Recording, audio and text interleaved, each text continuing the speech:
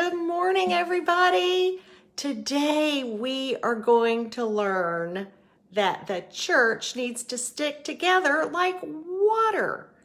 That's kind of weird. We don't really think of water as being sticky. But today we're going to talk about self-control again. I know, we've already talked about it.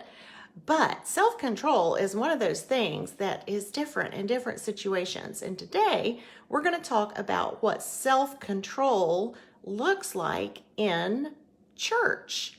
No, I don't mean like not talking in the sermon. If we could only do that again, right? I guess we can because we're in our houses, but wouldn't it be fun to be back in church in the pews and be able to get in trouble for being too loud? That would be awesome, right?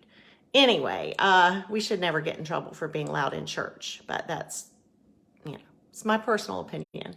Anyway, we're talking about having self-control in the church, like the big church, not our church, although yes, in our church, but also in the church of Jesus and the church of God, the Christian church, okay? So today we're going to talk about when the church was new, little teeny churches were springing up all around the world. And Paul wrote letters to each church in the little town where they were to help them to grow and to get along with each other. And he said that if they're going to be doing God's work and telling other people about Jesus, they really have to work together. They can't let little quarrels and arguments hold them back. They need to work those things out.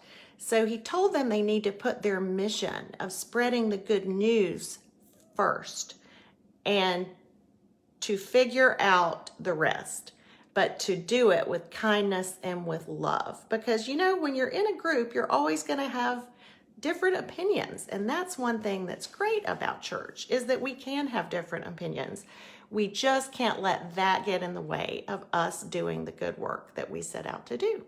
And that is what we're going to show you today. This is the coolest thing. What you're going to need is so easy. You're going to need a glass bottle, okay? It will work with a plastic bottle, but glass works better, and I'll tell you why later. Glass bottle. Remember that mesh that we got from a bag of garlic back on bubble blowing week? I still have it. So don't ever throw things away, just saying. There, so we just put that on the top of the bottle like so, and then we just need a rubber band. And we just put the rubber band around the top of the bottle to hold the mesh on, right? Easy, easy, easy. All right, now we're gonna fill the bottle with water. You ready? I'm just gonna turn around and get it from the sink.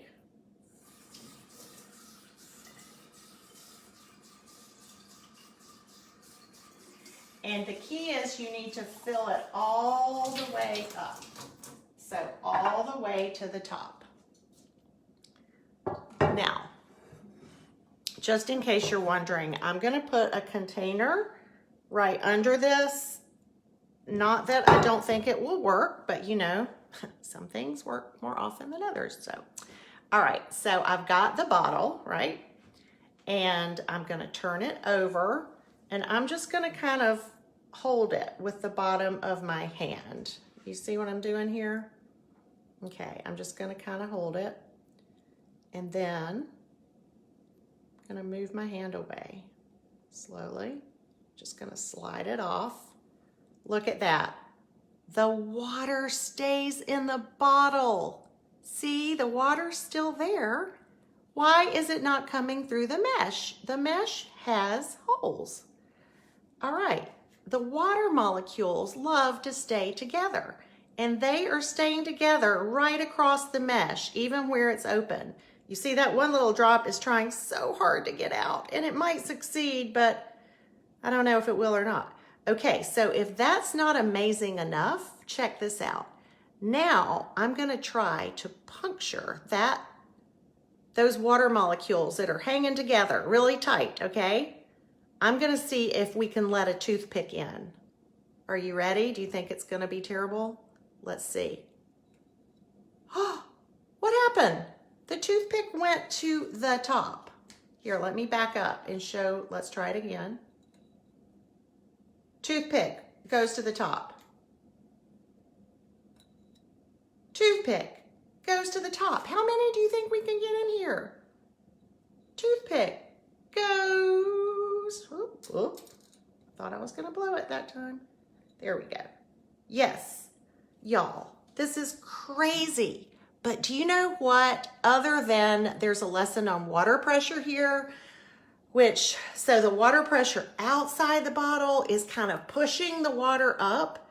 And since the molecules like to stay together anyway, they're good with that. And then though, the toothpicks, the water molecules are so close together that they kind of glob on all around the toothpick to say, you're safe, come in. And then because it's lighter than the water, it's less dense, it shoots up to the top. Crazy, right?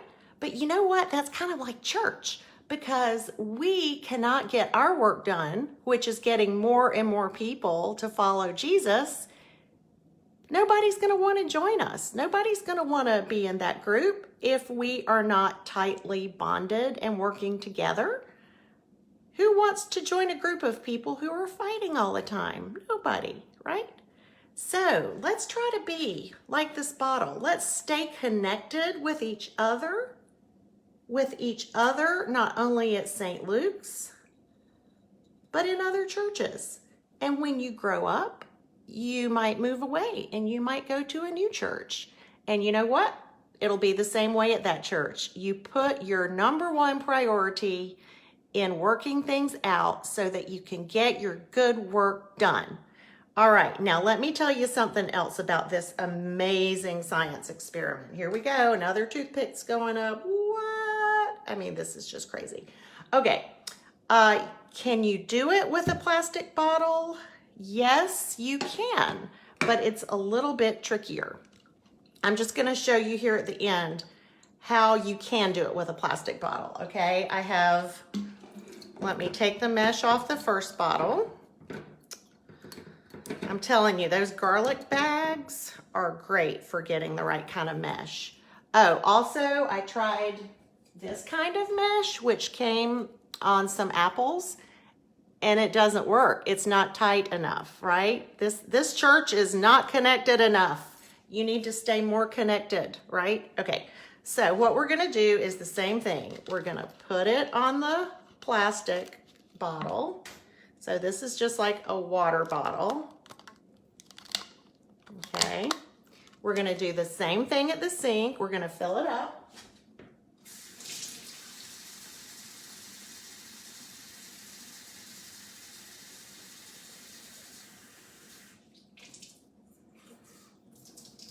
Okay, it's all the way to the top. Now, the thing about a plastic bottle is that it's flexible. You know, it's bendy.